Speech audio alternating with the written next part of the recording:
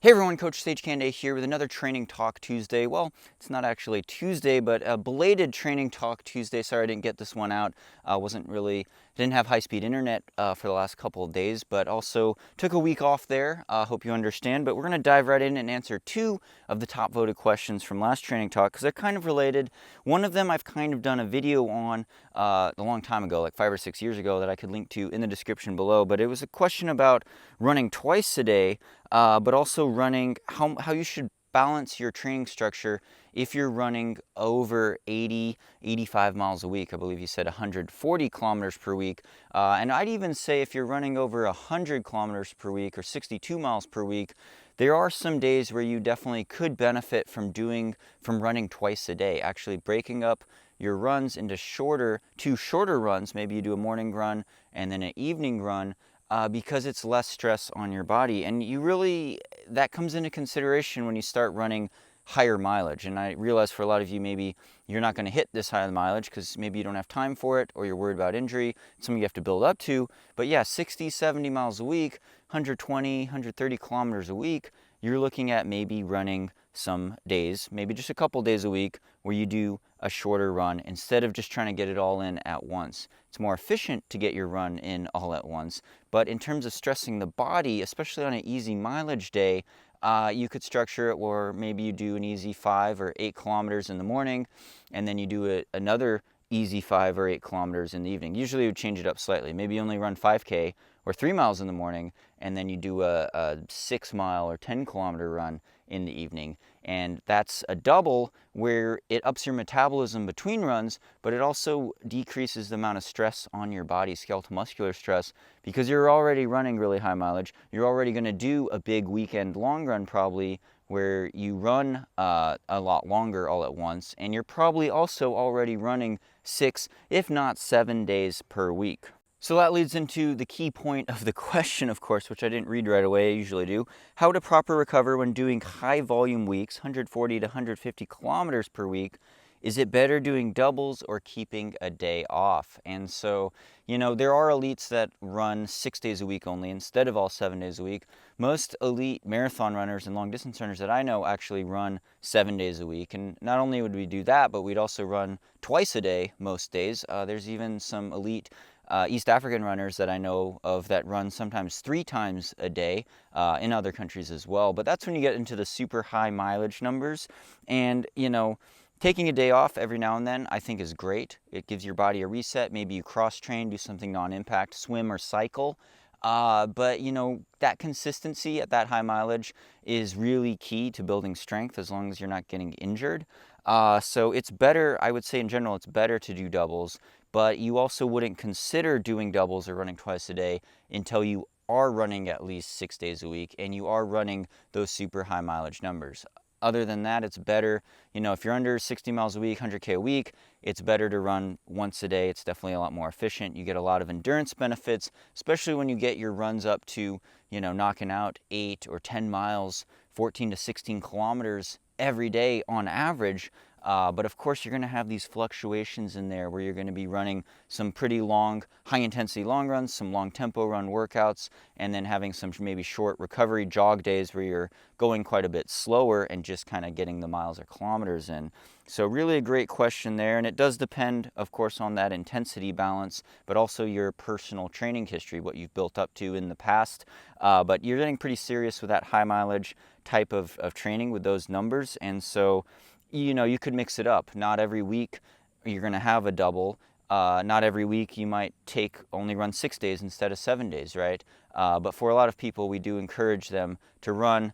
It's going to be hard to run that high a mileage on only 5 days of training per week. So a lot of these people, you'd already be running 6 or 7 days per week. And, if you're doing some doubles, it would be easier to hit that total, maybe only running 6 days a week and then taking 1 day totally off from running. That being said, I would vary it and still have some days where you actually run every day. So great question there. The second question I wanted to answer, which was kind of related to that, was how someone that doesn't race should structure their training, and how long would such a training cycle be?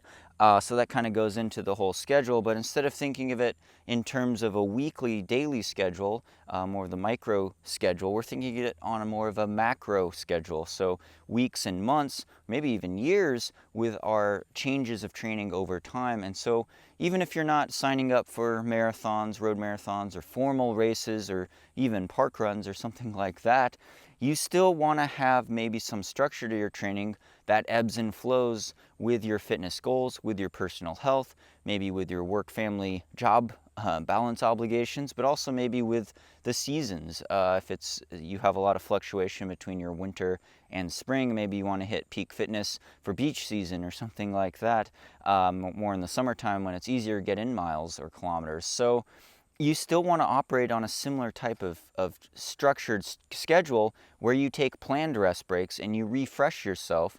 And usually that would happen anywhere after maybe 3 or 4 months of really dedicated training. So a lot of our higher running training plans, our formal training plans gearing people up for marathons, are 16 weeks in duration. Some are 12. You could go 20 or even 24 weeks in duration. And you build up from lower mileage generally. You spend several weeks building up to higher mileage, and then you sprinkle in what we call more intense workouts, be it speed workouts, interval workouts, tempo runs, more formal long runs and stuff like that. But you can only keep the fire burning hot, super hot, and with that peak fitness and high intensity for so long before you want to take a break, because you'll eventually reach your peak fitness and then kind of start to plateau. Especially if you've peaked out in your mileage, you've peaked out in the intensity of your workouts. You can only hold that peak fitness for so long before it starts becoming kind of an injury risk or a liability, so to speak. And so you're going to want to take a planned break probably after that. You don't want to keep training super high mileage, maybe keeping your streak going for super long. But yeah, you want to control that for sure. Got my niece up there crying a little bit. She does that, it's a baby.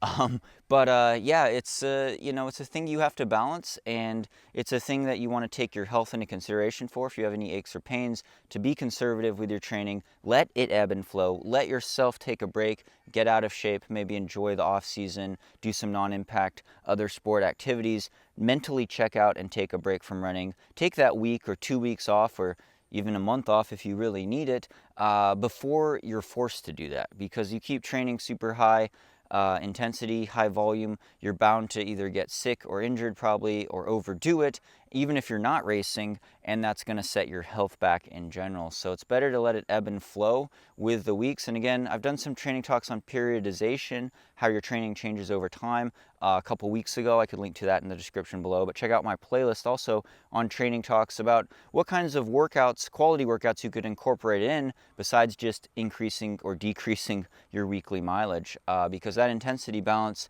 is a balance, and it is a process that you still want to consider even if you're not doing races, or maybe if your race has been canceled due to your schedule or COVID or something out of your control. So let your fitness dip so you could reach a higher peak next year or next time or next season, and that's kind of the ideal progression there. So you're thinking of it really in blocks of training of 4 to 6 weeks mainly, and how that changes, but definitely 3 or 4 months is a good amount of time to have dedicated focus training before taking a break, hitting the reset button and refreshing. So thanks so much for subscribing on here. Again, check out my whole Training Talk Tuesday playlist, Training Talk tips on here on this channel. Subscribe on here for more of these types of videos. Comment below on this video for next week's Training Talk Tuesday topic. The comment that gets the most votes, or the question that gets the most votes, will be the one that I will answer hopefully next week. Thank you so much again to all the Patreon supporters for really making this channel possible, for following along, for all the vlogs. Shout out to title sponsor Hoka One One, keeping the dream alive. Thank you so much. Hope you're doing well, and stay tuned for more VO2 Max Productions.